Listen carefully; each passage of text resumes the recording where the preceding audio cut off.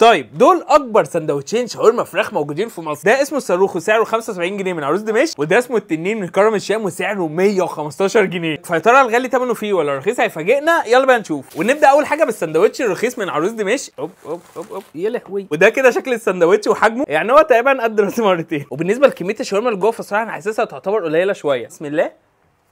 بص هو للاسف يعتبر العيش كتير بالنسبه لشاورما الفراخ، بس تتبيله شاورما الفراخ تغفل للساندوتش جدا، غير بقى تاتش التوميه والحاجات الجامده بتاعت عروس دمشق، فالصراحه طعمه جامد جدا. بس يا ترى بقى اللي اغلى منه ب 40 جنيه هيبقى احسن منه ولا لا؟ يلا بقى نشوف. لا ده حجمه تقيل قوي يا جدعان، لو كاتبين لك عليه من هنا ان هو 50 سم، فخلينا بقى نتاكد مبدئيا كده. والعيش من جوه عيش فرنساوي مش عيش سوري، بس عايز اقول لكم ان هو طلع تقريبا 50 سم بالظبط. بالنسبه لكميه الشاورما اللي جوه فالصراحه هو مليان شاورما اكتر بكتير من عروس دمشق.